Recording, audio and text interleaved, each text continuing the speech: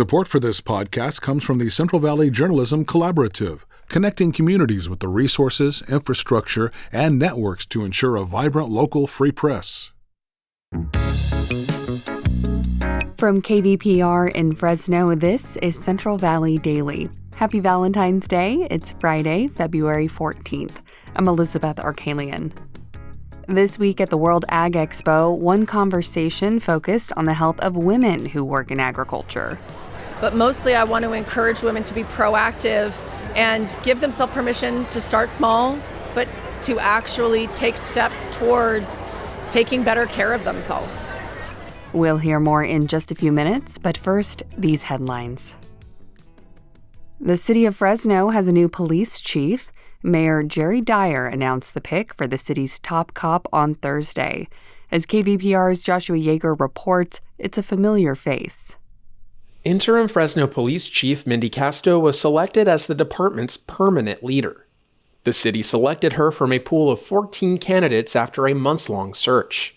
Casto served as an interim chief after former chief Paco Valderrama resigned. He left just as an investigation into an affair concluded. Casto spoke about her history with the department at a press conference. I've given 30 years of service to this department, and I have not one regret. Over those 30 years, I've fostered a deep sense of responsibility to the job of law enforcement and to the people living here that we serve. Casto is the city's 24th chief and also the first woman to hold the title. For KVPR News, I'm Joshua Yeager. Valley sheriffs are calling for reform of a state law that prevents local law enforcement from working with federal immigration agents. SB 54 is known as California's sanctuary law. It was passed under the first Trump administration. Trump entered his new term in office with a promise to carry out mass deportations.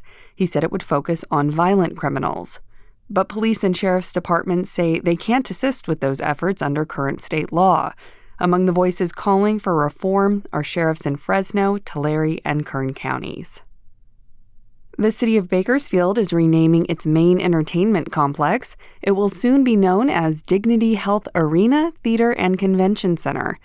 It comes after the healthcare provider Dignity Health purchased the naming rights for the complex this week. The venue is currently known as Mechanics Bank Arena. An official unveiling of the new name is expected in March. City leaders say the new name is currently contracted for 11 years. It's not immediately clear how much the nonprofit hospital system paid for the deal. UC Merced has earned the prestigious R1 designation. That means it's one of the nation's top research institutions. Fewer than 10% of eligible colleges and universities have received the title. That designation is granted by the so-called Carnegie Classification, which is a widely used framework for classifying higher education institutions in the U.S. UC Merced leaders say the designation opens it up for more funding to conduct cutting-edge research. It's the only university in the Valley to receive the accolade. Join KVPR for an event with NPR senior White House correspondent Tamara Keith, Wednesday, February 26th at Fresno City College. Get an inside perspective on covering the White House for NPR at this in-person event. Tamara Keith grew up in Hanford before going on to cover world events and presidents for audiences nationwide. Seating is limited. RSVP for this free event online at kvpr.org/events. And now to our main story. Tens of thousands of people gathered in Tulare this week for the World Ag Expo. The annual event attracts more than 1,000 vendors and offers farmers a place to gather, learn, and check out new products. One of the conversations that took place this year was a seminar about women in agriculture and the physical and mental toll it can take. For instance, according to a 2024 study out of the University of Illinois Urbana-Champaign, female farmers were 4 times more likely to experience depression than their male counterparts. KVPR Associate Editor Carrie Klein visited the Ag Expo to hear more about this. She brings us this conversation with Amy Wolfe, who's a development manager with the nonprofit California Farmland Trust. Carrie and Amy spoke in a crowded tent, so you'll hear sound from events nearby. Okay, well, so tell me, kind of give me the elevator pitch of your talk. What would you say is the summary of what you were here to say today in your seminar? So today I wanted to use my opportunity of speaking to talk about things we don't like to talk about, which is the effects that this industry has on women's health, and really acknowledging the various roles that women play in the agricultural industry, whether that's on farm or in adjacent industry and support roles. Having some hard conversations about the effects of our health, both physical as well as mental, and then give a few ideas on what we can do to take better care of ourselves. So what are the roles that women play in agriculture? That might seem like a really basic question, but as you said in your talk, and as I think most people might agree, that agriculture still seems like a male-dominated world. Even if it's not, I think that's still the image that it gives off. So talk a little bit about the women that you know and what women do in agriculture. Yeah, I definitely would agree that from when I joined this industry 25 years ago-ish until now, we have definitely seen a progression in the active role women are playing within our industry. For me, women have always played a role, but it is that presence and that prominence that has certainly evolved during the last 25 years. So when I look at the women whom I admire and with whom I think are doing just incredible work, they're doing the strategic thinking, the strategic planning for their farming operations or for their farm businesses. They provide incredible visionary support. They're the dependable backbone of the farming operation. In my talk today, I shared about a couple. He is the face of farming in California, and frankly, she makes sure the farm is still running. And I think that dynamic is such a classic example that has actually long been the case. I think their relationship is more traditional in that he is the person serving on boards, he is the person in the media, he is the person doing really critical advocacy and education work, but someone still has to make sure the cantaloupes get grown, and she does that.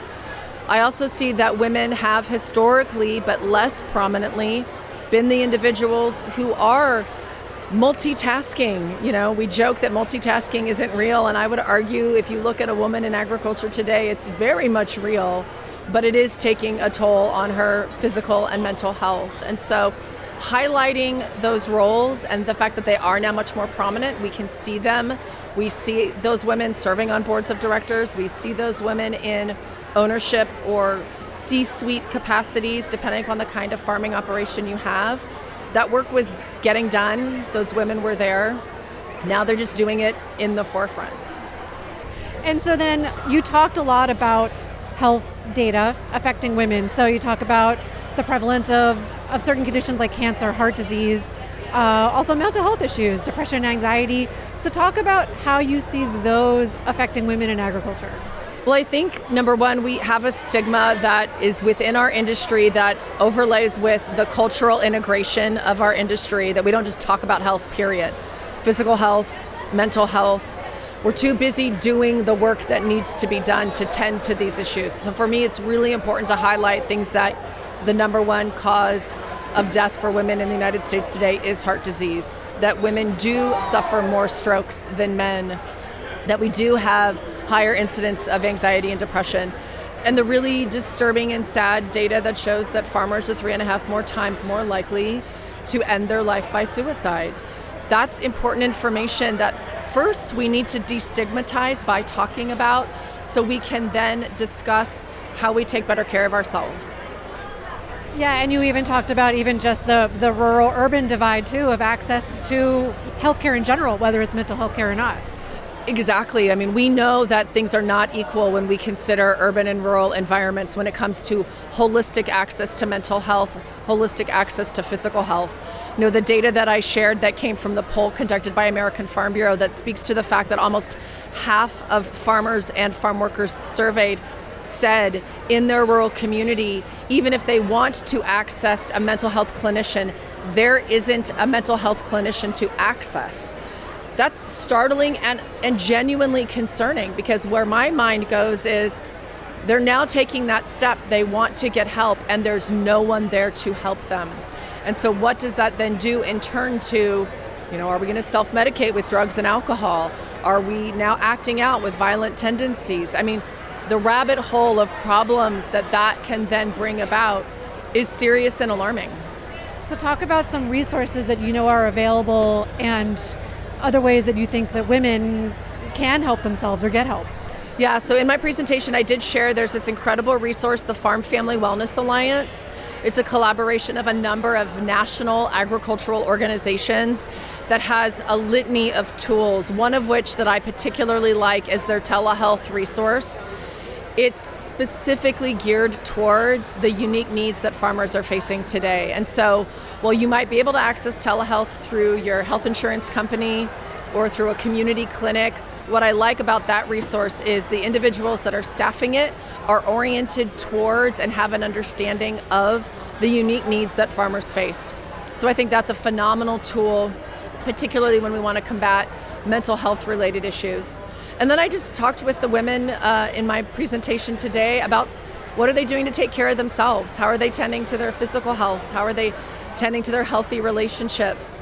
You know, I'm a podcast listener, so I've found resources that speak to me, but mostly I want to encourage women to be proactive and give themselves permission to start small, but to actually take steps towards taking better care of themselves. That was KVPR's Carrie Klein speaking with Amy Wolfe at the World Ag Expo in Tulare this week. Wolfe is a developing manager with the California Farmland Trust. And that's today's show. Have feedback on today's show or maybe a story idea for a future episode? Just reach out to the program. Email us at podcast@kvpr.org. Today's episode was produced by Jonathan Linden and KVPR with support from the Central Valley Journalism Collaborative. I'm Elizabeth Arkalian. You can find the latest local news anytime at kvpr.org.